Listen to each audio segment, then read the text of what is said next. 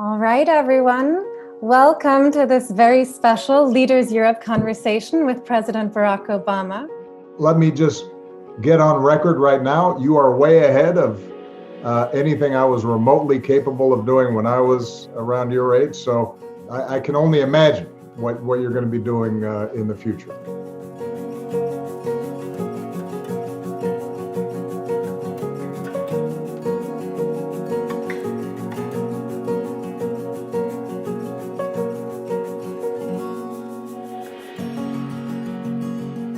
Part of the reason why I care so deeply about this group is because if we are not defending principles like free speech, rule of law, inclusiveness, women's rights in Europe, and we're not defending them in the United States, it is difficult for those values to sustain themselves in other parts of the world where some of those traditions were still fragile and we're still trying to take root.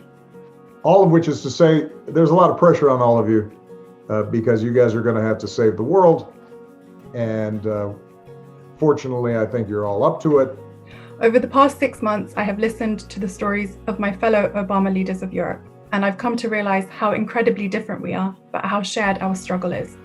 Through this program, I found friends and hope, and I'm truly grateful to be accompanied by such amazing leaders across Europe.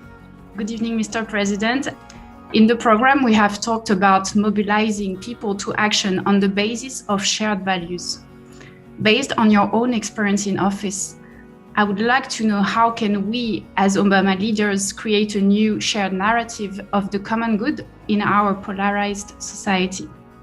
In order for us to create broad-based appeal, and to counteract populist appeals that run contrary to those values that you care about. I think we have to answer the question of what is it that we've been ignoring, dismissing, not paying enough attention to, in order for us to then be able to tell a story that includes those who have opposed us as well. The World Health Organization has long warned that ecological destruction, deforestation, and climate change increase the risk of pandemics.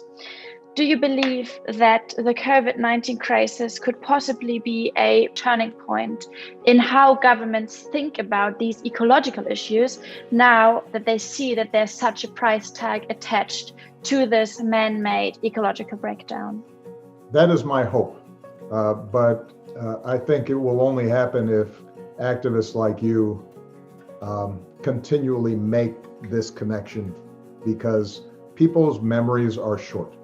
I would begin today, all of you who are working on environmental justice or sustainability issues or climate change issues, I would begin today creating public awareness, education, PR campaigns, drawing this connection between COVID disaster, natural disasters, and environmental degradation, and finding new and creative ways to communicate that into the public.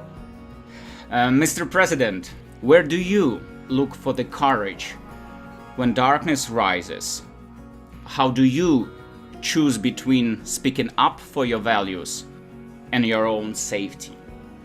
To all young activists, I always say to them, you have to be in it for the long haul. And you have to be strategic in your courage. Because we want you around for a long time doing what you're doing. And that means thinking about this not in weeks or months, but thinking about this in years and decades. So my pledge to you is that you're now part of my activist family, and I hope that you are part of each other's network and family, and that we continue to build it and grow it, and you're supporting each other for years to come. All right, everybody.